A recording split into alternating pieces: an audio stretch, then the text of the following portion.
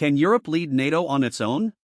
That is the defining question hanging over the alliance's summit in Ankara, Turkey this week, as European leaders gather under the shadow of a changing relationship with the United States.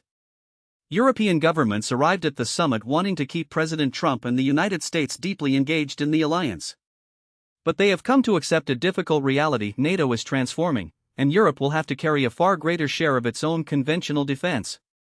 The Trump administration has made clear it is pulling troops and military capabilities out of Europe, redirecting American power toward the Middle East and the Indo-Pacific, where China has emerged as Washington's primary rival.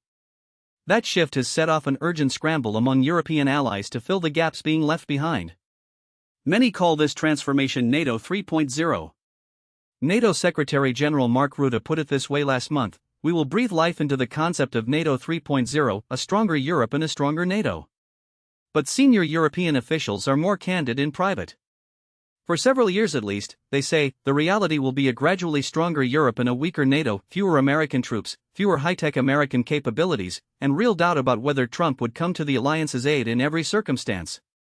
Poland's Foreign Minister Radoslaw Sikorski offered a useful framework for understanding how NATO got here.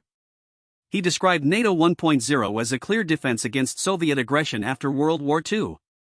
Then came NATO 2.0, the post-Cold War era, when the alliance went searching for new purpose, pivoting after September 11 to fight terrorism in Afghanistan and the Middle East. During that period, Russia was seen as a possible partner, and several European NATO members effectively disarmed. Then Russia launched its full-scale invasion of Ukraine in 2022, and the strategic picture changed entirely.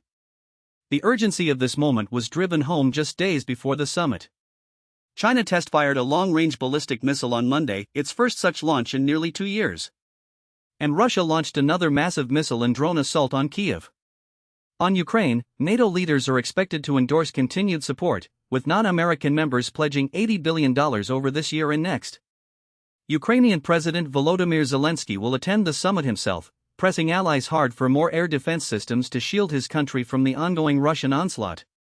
Rutte is threading a difficult needle, pushing European members to spend more while working to prevent Trump from walking away from the alliance altogether.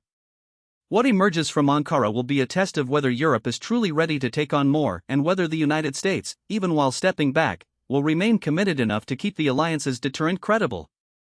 I'm your host, and that is the situation in NATO this week.